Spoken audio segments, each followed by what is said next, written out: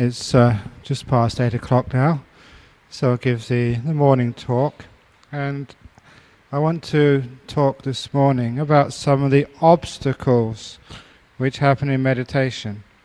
Because everyone, when they start meditation, the journey which I described last night of present moment awareness, silence, watching the breath, full awareness of the breath, the beautiful breath, sounds so easy. And we think maybe we can do that, but there are many obstacles which happen on the path to meditation. And those are obstacles which come because of our habitual tendencies, the conditioning of our mind, the way we've used to react in the past. And so it is not an easy thing to perform the task as described last night. And in particular, one of the things which monks very often have is the wandering mind. Not just monks, lay people as well. You think, oh, I'm just going to watch the breath, and so you watch the breath, and after a little while you're watching something completely different. And after an hour you realize you've wasted all that time, and maybe you've watched about 2 or 3 breaths, and you wondered what happened. In Buddhism we call that the monkey mind, a monkey who never stays still. And recently I heard a nice story about the Buddhist idea of a monkey mind. Because one day there was a retreat being held in Penang somewhere, maybe it was here, and the monk, the teacher, was talking about the restless mind and how, like a monkey, it swings from one thing to another and can never stay still. And the teacher, the reverend, he was just saying what a terrible thing a monkey mind is, and how it stops one being still, it stops one progressing in the meditation, and it prevents wisdom arising. And that people who have a monkey mind are always restless, sometimes grumpy, but certainly stupid. And in many ways the monks started to talk about the monkey mind in ways which were not very commending. And as it happened, on that particular day, a monkey swam down from the forest and was searching for something to eat in the temple grounds. And as this monkey was searching for something to eat, the monkey happened to hear the reverend talk about monkey mind. A monkey thought, he's talking about me, this will be interesting. So the monkey swam right outside the Dhamma hall and starting to listen to the sermon of the monk. And when the monkey heard that this reverend was saying the monkey mind was no good, and the monkey mind was bad, and the monkey mind was something you should try and get rid of at all cost, that monkey was very upset. He said, "You can't say this about monkeys. This is abuse. This is defamation. What's wrong with a monkey mind? We've all got monkey minds. It's the human minds which are the problem. They can't get away with this. I'm going to get a lawyer." And he was very, very upset that all these reverends would say such terrible things about monkey minds. So he went back to his troop of monkeys, and he told the other monkeys what these human beings were saying about having a monkey mind. And all the monkeys were really upset. These human beings, they're scolding us, they're abusing us, they're blaming us. What's wrong with the monkey mind? We like monkey minds, they said, jumping up and down. And at that, the leader of the monkeys, this old monkey, said, "Look, you're jumping up and down, getting upset. That's the monkey mind, which these human beings criticize. And it's right to criticize this." And so the monkey said, "Yeah, you're right. But how," said the monkeys, "can we get a mind? Can we get a state of consciousness so that we don't get scolded and abused by all these human beings? How can we have a monkey mind which other people respect and even aspire towards, instead of calling it such a terrible thing?" And the leader of the monkeys thought, and he came up with the idea. "I know what," said the leader of the monkeys. "If we learn how to meditate, then all the monkeys will have this really peaceful, calm, still mind. So when human beings talk about monkey mind, they'll be talking about something good, something wonderful, something we monkeys would be proud of. And all the other monkeys said, yeah, great idea, let's learn how to meditate. But how do we meditate? So the leader of the monkeys wasn't quite sure, but he saw what most people do, is get some mat or get a bit of grass and sit down and do nothing. So let's do that. So they all got some grass and made little cushions for themselves. And they all saw how the human beings sat, one leg on the other, one paw in the other, with a straight back, and there are all these monkeys sitting in the forest in a line just like you. The male monkeys on one side, female monkeys on the other side, paws in hand, just watching the breath go in and go out. But then, after 5 minutes, one of the monkeys put their hand up. Said, excuse me, but don't you remember that later on this morning we've got to have some lunch? And we decided today we're going to raid the banana plantation. So look, why don't we do that first? Let's raid the banana plantation, get it out of the way, and then we won't be thinking about it during our meditation. And all the other monkeys who are also thinking about lunch too said, yeah, good idea. So they got up from their meditation and they all swung to the banana plantation and they stole a whole heap of bananas. They brought them back. They never ate them yet because it was not lunchtime, but they put them in a big pile in the front of their meditation place. So we got that out of the way. Now we can meditate without any problem. So they put their paws in their lap, straight back, started watching their breath again. After 5 minutes, monkey put his hand up. Excuse me, before we actually eat those bananas, we have to peel them first. Why don't we peel them first, get that out of the way, and then we can meditate? Good idea, said all the other monkeys.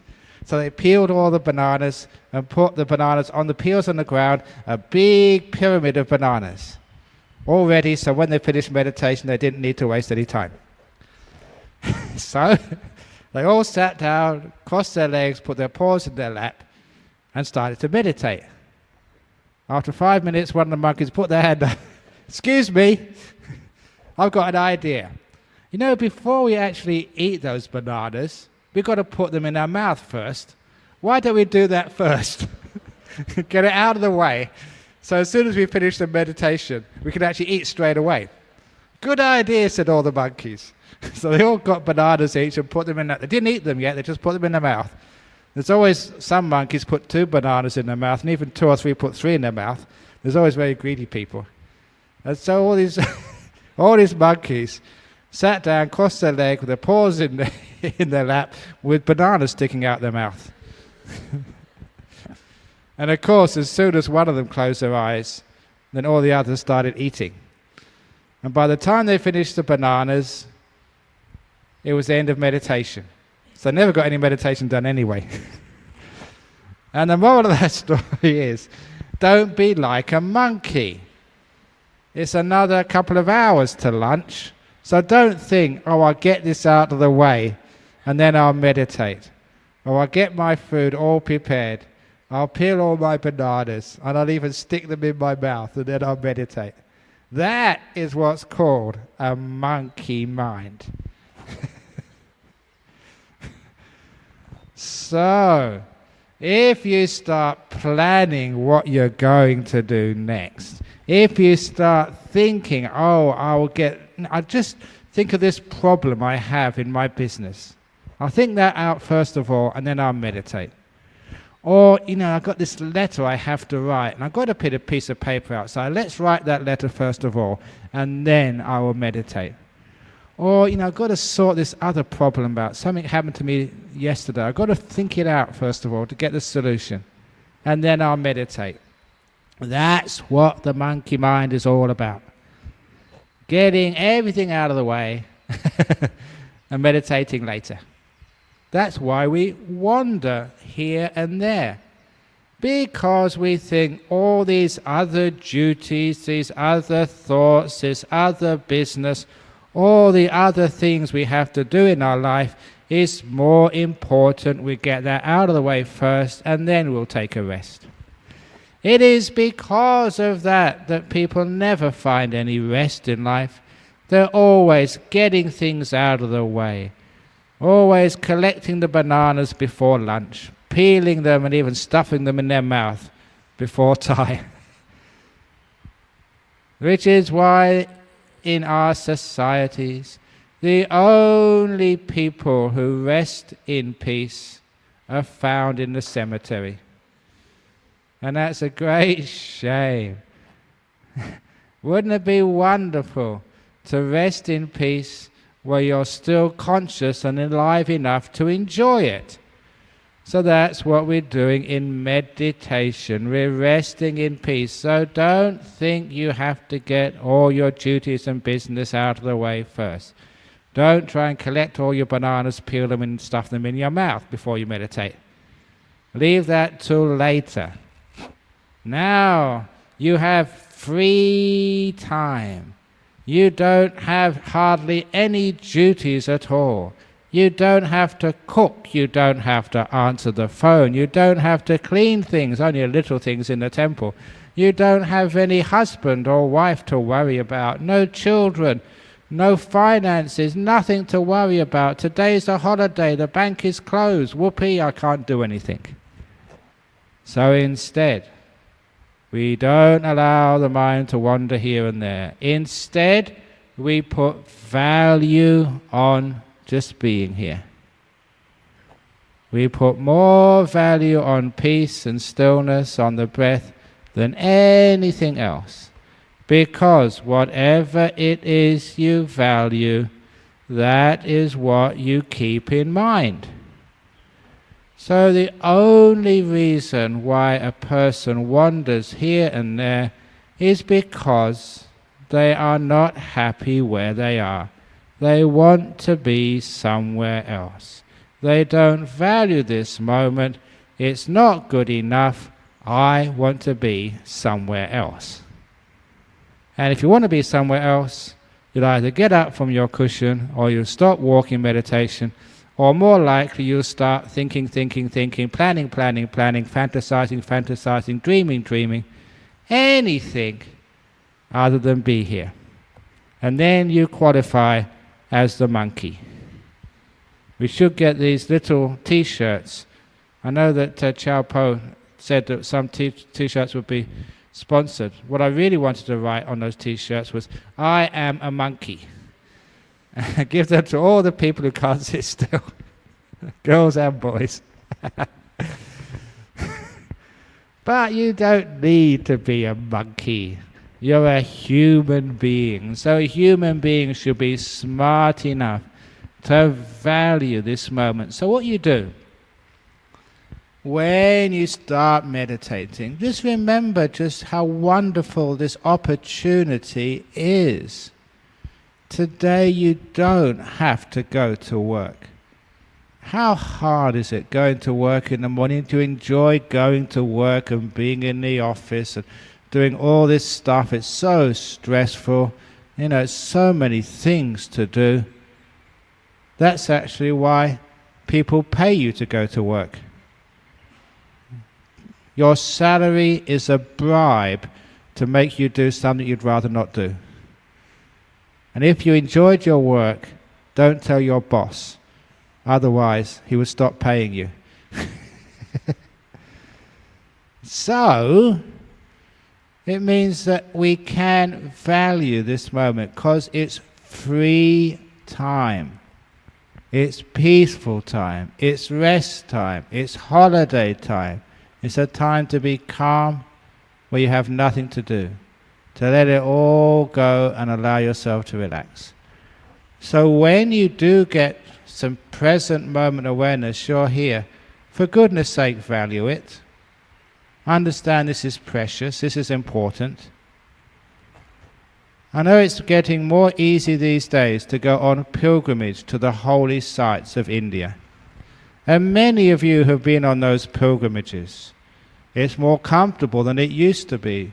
With nice hotels, with an aircraft which can go all the way to Bodh Gaya, so you don't need to spend days even traveling to that holy area. And many people go on pilgrimage. But even how convenient it has become recently, it is still troublesome. You still have to get your passport and visas. You still have to travel on these aircraft and enjoy the bumpy roads and the strange food. But instead of going on that pilgrimage to India, you can go on Ajahn Brahm's pilgrimage to the 4 holy sites inside your mind. Present moment awareness is the first holy site you go to. And then you go to the silence, which is the second holy site inside the mind. And then you go to awareness of the breath, which is the third holy site, and the last, the beautiful breath.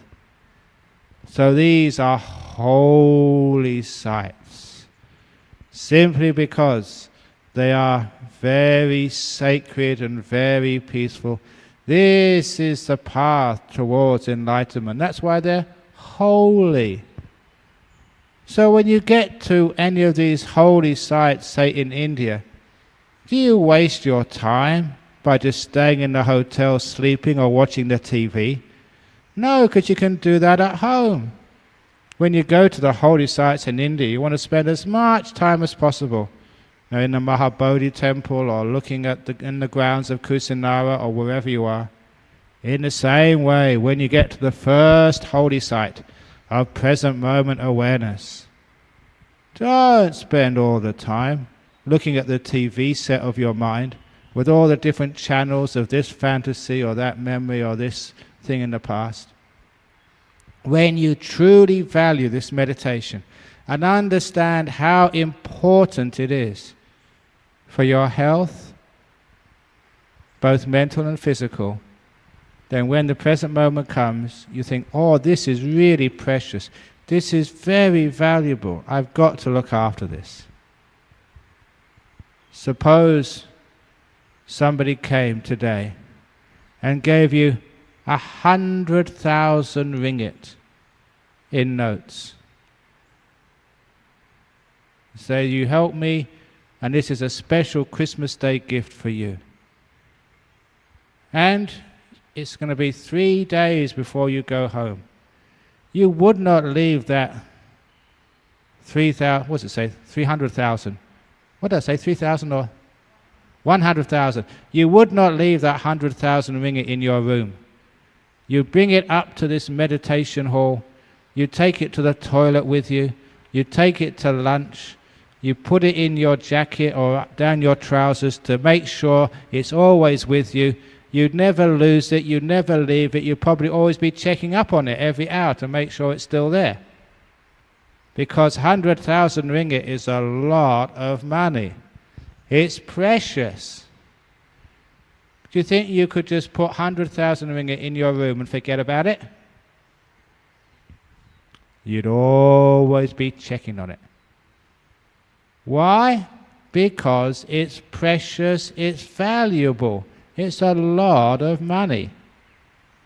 So, why can't we look upon something like the present moment just as valuable?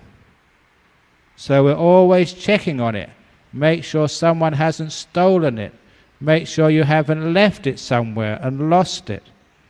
If you manage to see the present moment as valuable, as even more precious than 100,000 ringgit, more precious than $100,000 US, more precious than 100,000 pounds sterling, then you would never lose it.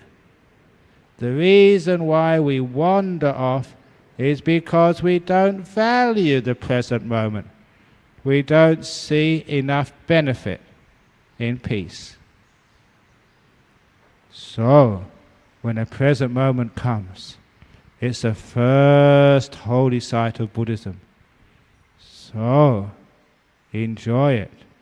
Don't hurry back somewhere else. When you value the moment, it stays. And you don't wander around anywhere. The second holy site, silence. The first holy site is where meditation is born. The second holy site is where the Buddha can become enlightened. Only in silence can you know the truth. So, when silence is here, this is sacred. This is important. So much so that if you worshipped silence as much as you worshipped a Buddha statue, then that silence will always be there for you. But why is it that we start thinking? Because we understand that the thoughts are more important, that the ideas are more precious, and that silence is not worth anything. Have you not heard the phrase, silence is golden? And gold's worth a lot of money these days. Have you got gold jewelry? You girls? If you've got gold jewelry, why do you wear gold jewelry? Because it's pretty and it's expensive. But you've got the beautiful golden silence. Why don't you wear that? Because that's more valuable. It makes you more beautiful. It gives you more status if you wear the golden silence of the mind. And it feels really good. So when you value these things, that's why they stay. Sometimes it's hard for you to understand the wealth, the beauty, the purpose, the value of such states, because you've only started meditating.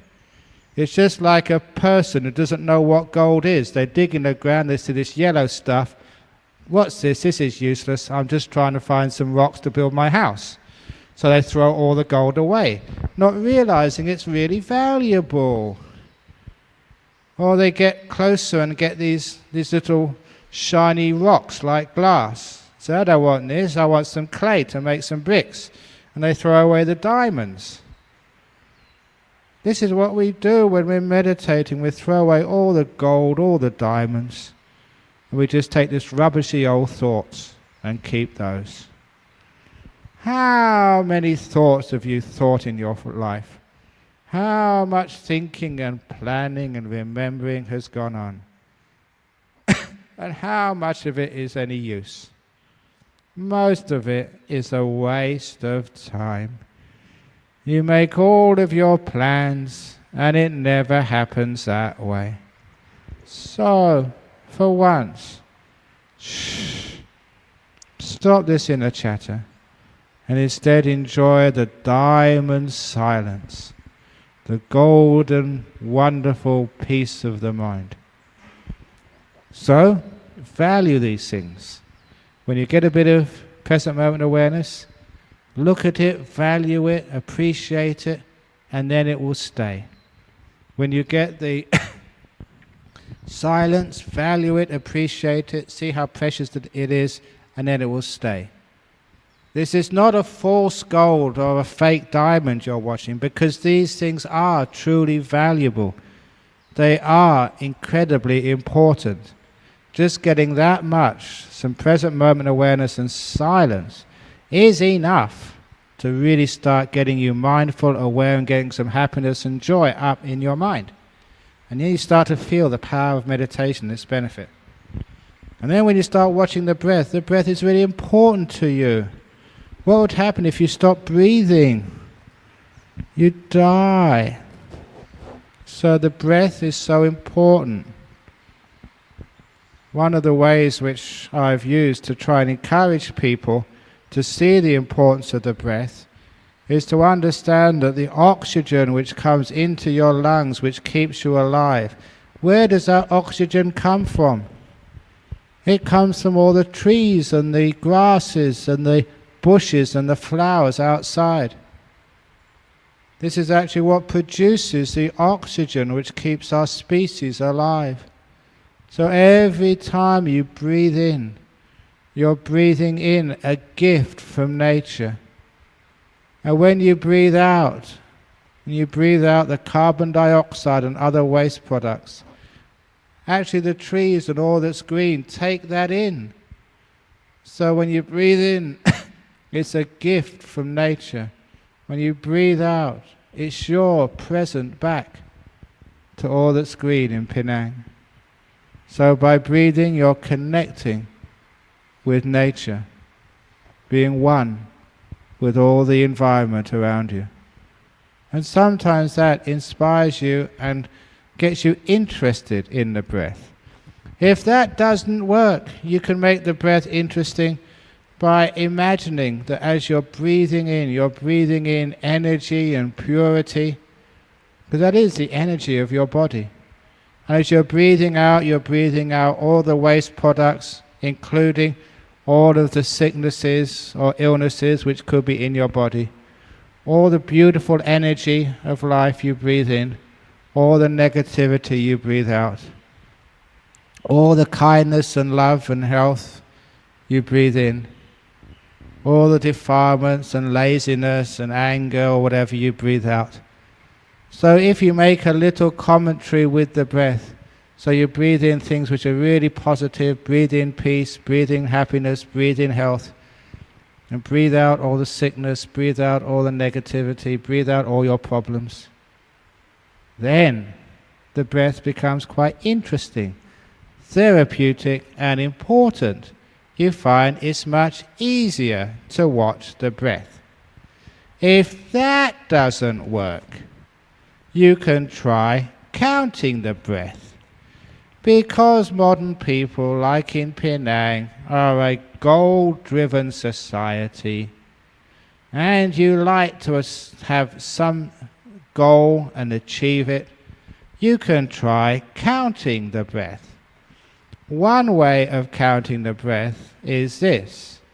You breathe in, count 1, breathe out 1. In 2, out 2. In 3, out 3. In 4, out 4. In 5, out 5. In 6, out 6. In 7, out 7. In 8, out 8. In 9, out 9. Just up to 9. Then you start again. In 1, out 1. In 2, out 2. In 3, out 3. In 4, out 4. In 5, out 5. In 6, out 6. In 7, out 7. In 8, out 8. This time 1 to 8. Start again. In 1, out 1, 2, 2, 3, 3, 4, 4, 5, 5, 6, 6. In 7, out 7. Just up to 7. You're probably getting the hang of it now. Then you go in 1, out 1, 2, 2, 3, 3, 4, 4, 5, 5. In 6, out 6. And then in 1, out 1, in 2, out 2, in 3, out 3, in 4, out 4, in 5, out 5, just up to 5. Reducing it by 1 each time. So the next group you do is in 1, out 1, in 2, out 2, in 3, out 3, in 4, out 4, followed by in 1, out 1, in 2, out 2, in 3, out 3, then in 1, out 1, in 2, out 2, and finally in 1, out 1. And congratulations, you've completed one whole cycle of 49 breaths. And it's not that easy to do. Because if you're not mindful, you're counting and you find yourself saying in 16, out 16, in 17, out 17. You've forgotten to stop. Or you haven't got a clue where you are. If you've gone over the number or you haven't got certainty where you are, you have to start all over again. No shortcuts. No cheating. And if you do that, that gives you some way of focusing on the breath and knowing you're actually getting somewhere. You can actually watch 49 breaths in a row without missing one. So well done. It gives you a test. And again, we like tests. And we like achieving those tests. Or achieving the results. Because you are from Penang. So having done that, you actually can say, I can watch 49 breaths. If you want, you can do 3 cycles. Start all over again, do it 3 times. And that's almost 150 breaths, 147 breaths. And you've watched every one. Just by doing that, it means that you have subdued much of the wandering mind. Because the wandering mind can't really get at you because you're too busy counting your breaths. And having subdued the wandering mind to that extent, you can let go of the counting and just watch your breaths without counting them. And so you actually have developed a little bit of success in meditation. So counting your breaths can help, but don't go counting all day, otherwise you get big headache. Just do a little bit every now and again. And when you can count your breaths and you achieve that, then just let it go and just go on to watching the breath go in and out without any counting. And you find you can do that. Little by little, you are subduing the restless wandering mind. Now there always comes a time in meditation when you start watching the breath and it becomes easy. You can watch many breaths in a row and it's no difficulty. You know why that is? It's because you start to enjoy the peace and the silence, the freedom from the past, the freedom from the future, the freedom from all this thinking and wandering. It's actually very pleasant to be still. When that happens, please recognize that beauty of stillness, because that's more important than anything else. Once you know how nice it is, how pleasant it is, how free it is, that is what will keep you meditating more and more, going deeper and deeper. The path of meditation is getting to enough stillness to get joy coming up, and once the joy comes up, you don't need to do anything anymore. The joy takes over and keeps you on your cushion, meditating and meditating and meditating. As those of you who've been on my retreats have heard before, on the long retreats, people get into such deep meditation, like they did in KL, because I just came back from there. Some people miss their breakfast or miss their lunch. They're happily sitting there on their cushion, and they know 11 o'clock or 11:30, time for lunch. But they think, no, I'm having too nice a time. My meditation is just too nice. Can you do that? If that was 11 o'clock, what time do we have lunch? Is it 11 o'clock or 11:30? 11 o'clock or 11:30, okay. So when it comes to 11:30 and you're meditating there, I bet many of you say, at last 11:30 I can go and have something to eat. Because you like eating, and especially you know that there's going to be nothing until the following morning. But imagine that you were just so happy, so peaceful, that you thought, no, it's more important, it's more interesting, I just don't want to move. I'd rather stay here than eat. Now you understand something about what it's like meditating. You sometimes get so peaceful and so joyful and so nice, you just do not want to get out. And you don't mind missing your meal. When that happiness comes up, then you're really getting somewhere in the meditation, and I don't need to do much more encouraging, you're on your way.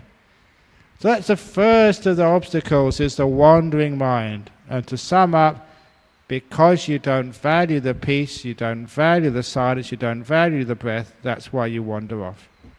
If you value it, make it important, do things like looking upon the present moment as the birthplace of the Buddha, look upon silence as where we got enlightened. In other words, worshipping, making sure these things are really looked upon as being sacred spots, and looking on the breath as like connecting you with nature, or looking upon the breath as bringing energy, peace, goodness, success in your life, and breathing out the opposite, or counting the breaths, then all these things become really valuable. They help you watch the breath, and in the end, the breath stays. If counting doesn't work, I should mention mantras, which are words which you say to yourself along with the breath. The most common one in northeast Thailand is to recite the word of the Buddha along with the breath. As you breathe in, Bud. As you breathe out, To. Buddha, Buddho, Buddho, along with the breath.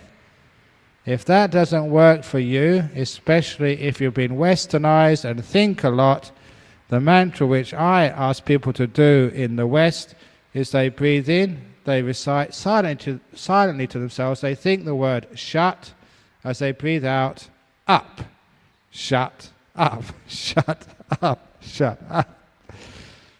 Or be quiet, whatever you want to use. The important thing is, when you repeat words like that to yourself over and over and over and over again, you find eventually you do shut up. But actually, an even better word for you, a mantra, which I think will be very effective for everyone here, is when you breathe in, you think the word good, and you breathe out enough. Good enough. Good enough. Good enough. To give you a sense of contentment. Good enough.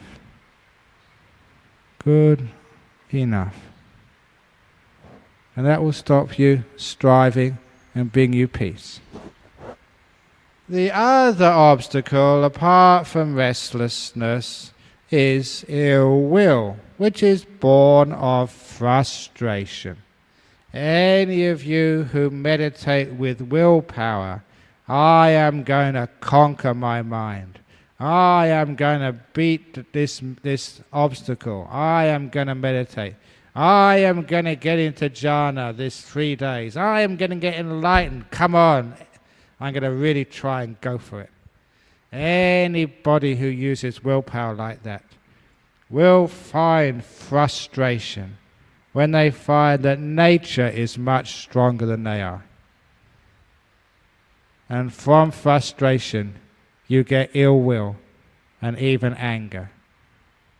All successful people who have been successful through the application of the will eventually meet obstacles they can't overcome, and they get so angry. In fact, all anger, you can see that from the people you work with, all comes from frustration when they find that they can't beat down those obstacles. So, instead of going the way of ill will, what's the opposite of ill will? It's of loving kindness. Just saying, to this moment, the door of my heart is open to this moment, no matter what it is. It may be noisy, I may be aching, I may be hungry, but the door of my heart is open to this moment unconditionally. Having loving kindness to this moment. The door of my heart is open to the silence, and the door of my heart is open to the breath. Breath, no matter what you want to do, I'm at peace with you. So this is not having ill will, but this beautiful accepting, embracing all these stages of meditation. That's especially important to the first stage of meditation, of present moment awareness. Because sometimes when you start meditating, it's not all that interesting, it's not all that good, you may be aching, tired, you're not very clear. So you just say, the door of my heart's open to this. And when you look upon these meditation stages with love, it's like if you bring a baby into the temple.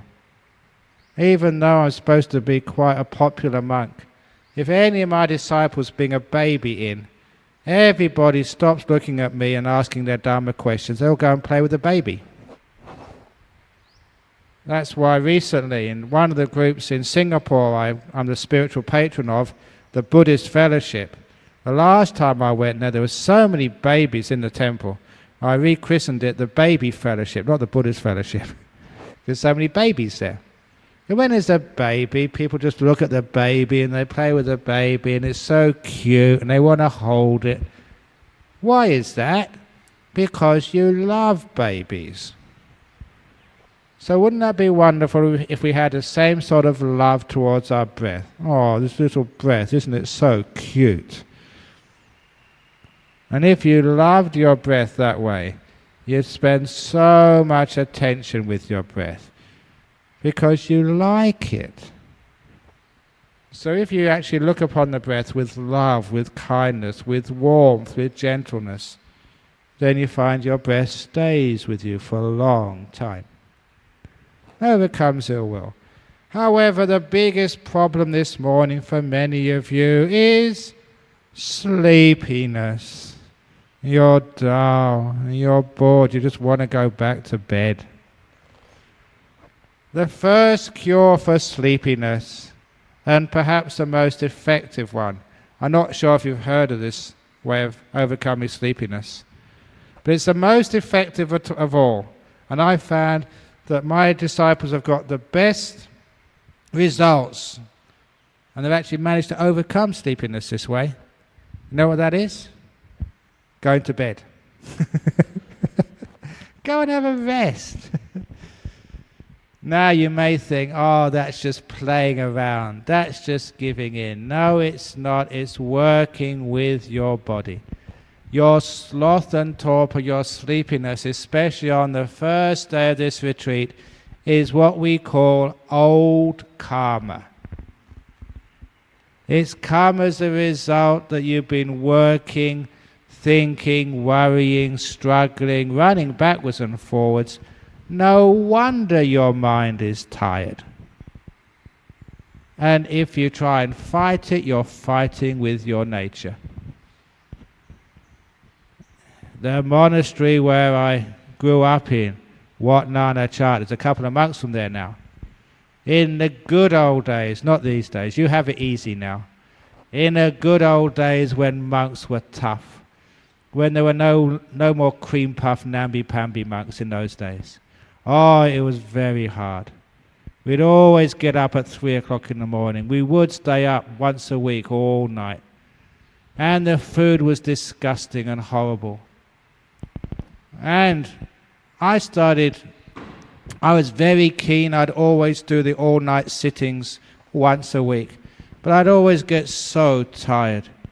And at 3 o'clock in the morning when you got up, you went to sit and you always were just so sleepy. And I wanted to try and beat down my sloth and torpor. I struggled, forced my mind, had all these sorts of strategies. One strategy we used to use in those days is actually to get a matchbox full of matches. Take off the cover and put the matchbox on top of your head. Because once you nodded, it would fall off. And that was a test that you... Because sometimes people go to sleep and they nod and they don't realize it. So I put this matchbox on, and 3 o'clock in the morning it would keep falling off, keep putting it on again, and it would fall off again. But then eventually it stayed on. I'd beaten my sloth and torpor. I felt so good I'd done something. But then one of the monks took me aside and said, Ajahn Brahm, you have not beaten your sloth and torpor. You are still nodding, but now you nod like this.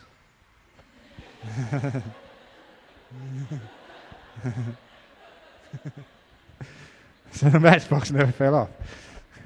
Oh, it was just so disappointing. So I had to keep on trying. And sometimes you would actually beat your sloth and torpor. The clouds would disperse and you'd be alert. But you know what? I was restless. I couldn't stop thinking. So then I'd slow down, stop the restless mind. And as soon as the restless mind disappeared, I was fast asleep again. It was like a pendulum, going from sloth and torpor to restlessness. And from restlessness, calm it down to sloth and torpor. I could never find that middle. Just being alert but peaceful. It was only when I used my wisdom instead of willpower that I realized what was going on. The reason I was sleepy at 3 o'clock in the morning was because, number one, I was Ang Mo monk. Ang Mos are not used to the tropics and all that heat. Number two, Ang Mo means Westerner, the red face, red hair. Anyway, I was Western monk, not used to the tropical climate. It was really, really hot and stuffy in the jungle. I was sleep deprived. I wasn't sleeping as much as my body needed. I was young, and young people need much more sleep than old people. Actually, I saw an article in the paper that young people are genetically programmed to stay up late at night, 11, 12, 1 o'clock, that's their nature, and they get up about 10 or 11. That's why it is so hard to get your kids up in the morning to go to school. You're going against their genes. But nevertheless, it was hot, I had no energy because the food was no good, it was in the jungles, didn't have any sleep. It's obvious, it was just my body saying it was tired. And I was trying to fight my body. No wonder I was struggling all the time. Now when I realize that the tiredness which you have is a result of old karma, instead of fighting that old karma with willpower, you use wisdom power. What wisdom power says, my body wants a rest. Let's give it a rest. On one retreat I gave in Sydney many years ago, there's one lady, she was an executive in some big office tower in Sydney, had a very stressful job. So when she came to the retreat and I told her exactly how to meditate, she understood.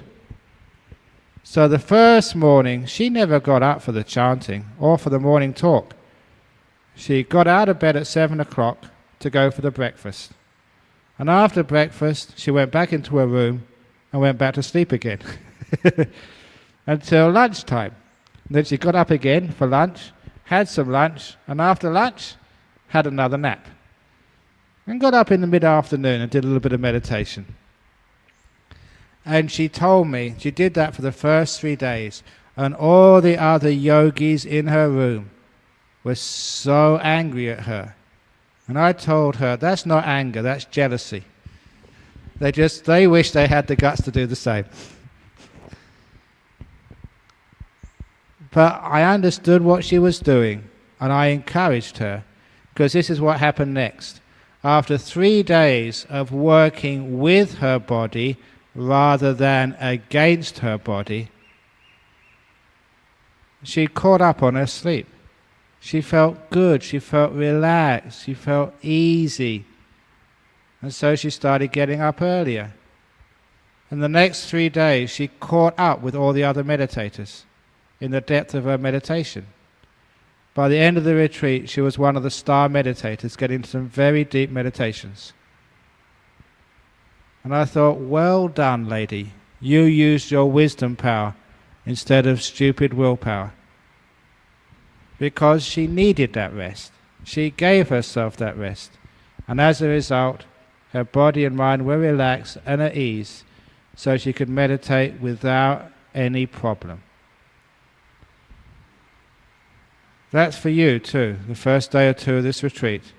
If you want to rest at any time, go back to your room, lay down, don't set the alarm, have a nice rest. When you get up, take a shower, maybe have something to drink, and then come and meditate. You'll find you get wonderful meditation that way. Simply because you're working with your body. You're not taking the old karma and trying to beat it down. You're making good karma with the old karma. Okay, I'm going to test some of you who know lots about Buddhism. What's the second factor of the Eightfold Path? This is not a trick question, it's a real question. What's the second factor of the Eightfold Path? You can actually, if you want to, turn the other way because of the lights in your eyes. What is the second factor of the Eightfold Path? Who knows? It's right something. Right thought or right intention. And what does right thought, right intention mean? It means samma sankappa is right intention. It means thoughts of nekama, of avyapada or ahingsaka, which means thoughts of letting go, thoughts of loving kindness, thoughts of gentleness. There's no thought of violence there, because the violence is wrong intention. That's hingsaka or vihingsaka. You don't want to do violence to your mind and your body. It's not hating the sloth and torpor. That's Vyapada Sankappa, that's ill will. And it's not wanting Sankappa. It is renouncing, letting go intentions. So if you understand that second noble truth, so that second fact of the Eightfold Path, you know how to meditate. You meditate with thoughts or intentions, inclinations of letting go, kindness and gentleness. Letting go, kindness and gentleness. Letting go, kindness, gentleness. Letting go, kindness, gentleness. Letting go, kindness, gentleness. You don't fight your sloth and torpor. That is wrong intention. If you fight it, you do violence to your mind and violence to your body. It's coming from ill will or some craving. That's why that never works. As soon as I understood that, I made peace with my sloth and torpor. I never tried to get rid of it. I allowed it to be. I accepted it. I made peace with it. I was gentle with it. I just endured it without trying to get rid of it. And then it went very quickly. And when it did go, at last I wasn't replaced with restlessness. It was replaced by this beautiful stillness. Because I've been making peace with sloth and torpor for such a long time, when the sloth and torpor vanished, I had peace left, not restlessness. If you fight, you have restlessness after sloth and torpor. You understand this, you understand how to work with the obstacles. And the mind becomes very still, very easily, and you really enjoy the beautiful mind which you have. For those of you who have the distractions of, still have thoughts or distractions of sounds, the other simile, this simile I'm going to share with you now, may help you. It's a simile which comes from the story of the old guru who had 3 students, and he taught his students how to meditate by using archery as a means. And having taught his students for many months, he decided to give them a test. He took them out into the forest, and there in the forest he pointed a long distance away. On a branch of a tree there was a bird sitting, absolutely still. And the master said, "Students, the test is for you to shoot that bird, but don't worry, it's not a real bird, it's like a little model, like a stuffed doll." And the students say, "That bird is too far away for us to shoot. No one can shoot it from such a distance." And the master said, "You will, this is your test. And not shoot that bird anywhere. You have to shoot that bird through the left eyeball and nowhere else." "Impossible," they said. "No, it's not," said the master. "This is your test. But the only way you can do that is to focus, to meditate. And once you are one with your target, you'll find you'll succeed." So your job is to make yourself one with the target, the left eyeball of that bird. And so he gave the bow and arrow to his first student and say, "Meditate, focus, make yourself one with the target," which he did. But the master also said, "Before you shoot the arrow, give me a sign." For half an hour, that student focused and meditated. He was ready to shoot, and he gave the master a sign. "Stop," said the master. "Before you shoot, I'm going to ask you a question. Can you see the bird on the tree?" And without moving, the student said, "Yes, master." And the master grabbed the bow and arrow, shoved that student away, and said, "Go and learn how to meditate properly, you stupid student." And he gave the bow and arrow to his second student, hoping for something better. With the same instructions, make yourself one with the target. Before you shoot, give me a sign. For 1 whole hour, he focused on nothing else but the target. And he gave the master a sign. Master again said, "Can you see the bird on the tree?" Student said, "What tree, master?" And the master started to smile. Good. Can you see the bird? Yes, master, said the student. Stupid student, said the master, grabbing the bow and arrow. Go with your friend and learn some more meditation. Oh, you're hopeless. And he gave the bow and arrow to his third student. Same instructions. Make yourself one with the target. The only way that you can shoot that bird through the left eyeball is if you're one with the target. So meditate. Take your time. But before you shoot, give me a sign. After 2 hours of meditate. Can you meditate for 2 hours? 2 hours of meditating, focusing on that target, with sweat coming from his face. They didn't have air conditioners in those days. He gave a sign to the master. And the master said, "Can you see the bird on the tree?" "What tree, master?"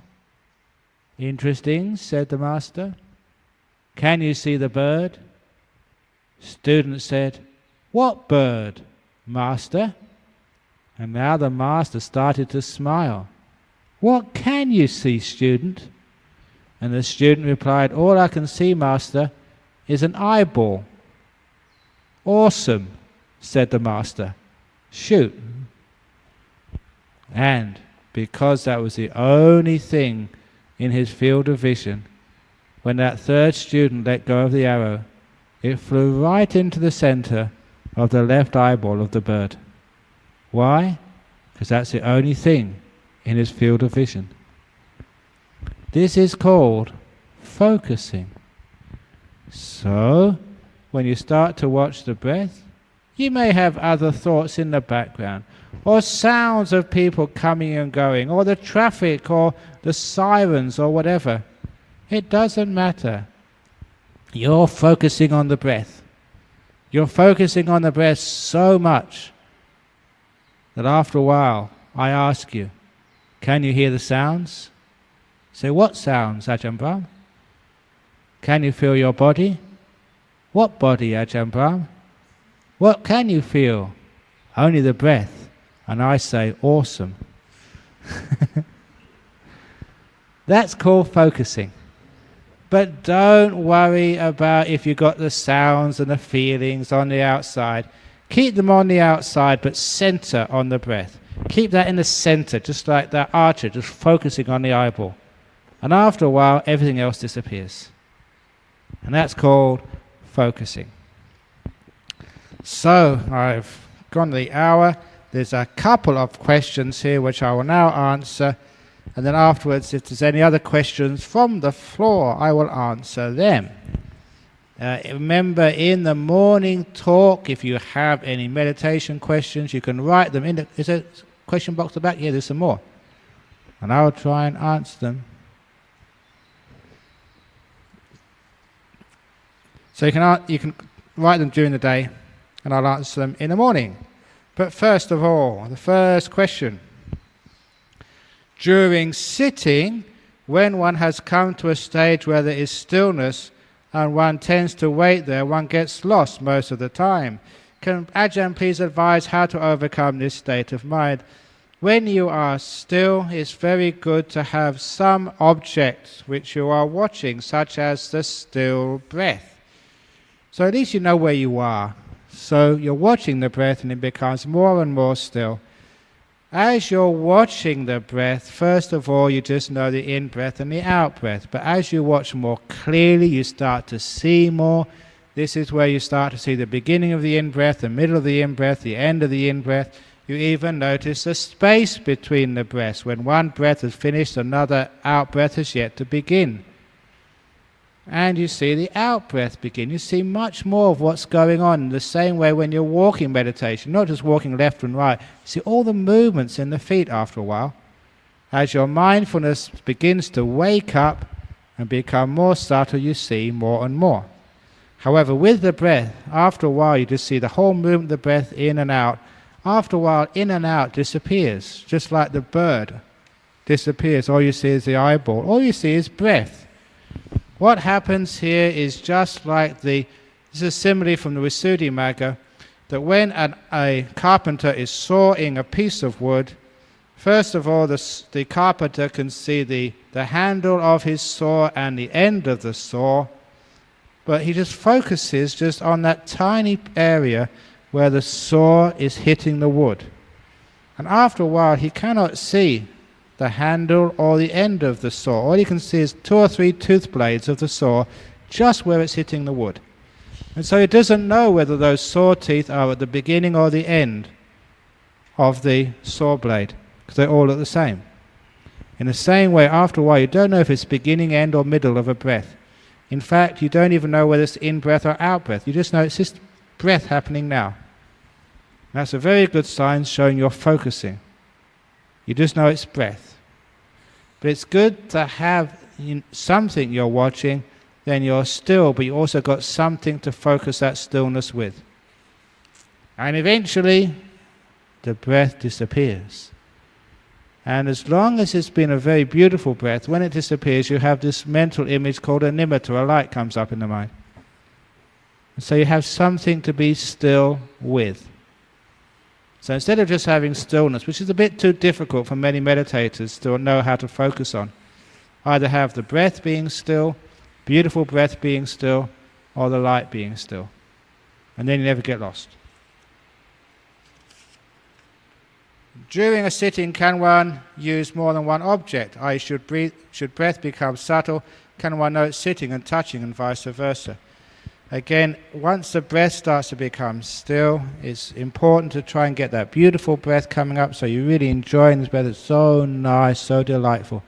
Bringing up joy in meditation is crucial. The joy will come up naturally after a while. It's the result of not doing so much. You've got more energy in the mind because you're not wasting it with thinking and planning. When you get more energy in the mind, that is happiness. Mental energy is joy. And you just feel good. And even the food tastes more delicious. Everything is beautiful when you are still. I'll talk more about that later. But in the meantime, once you get that joy coming up, then when the breath disappears, you have something solid to watch. And it is, you don't have to know other things such as your body or these other more coarse things. Remember, as you get into deeper meditation, you get more subtle objects to watch, but your mindfulness should be more strong, so you should be able to pick up and keep aware of the subtle objects, because your mindfulness is getting more subtle and more powerful. In the same way, those of you who play a piano, you started off maybe with green sleeves or something very easy to clunk out on that piano. And you move, once your fingers become more sensitive and you become more skilled, then you can play maybe Chopin or something. But you always have to start with something coarse and rough, and then you build up to something more subtle. And that's the same with mindfulness. Now, are there any other questions? That's only got 2 paper questions today.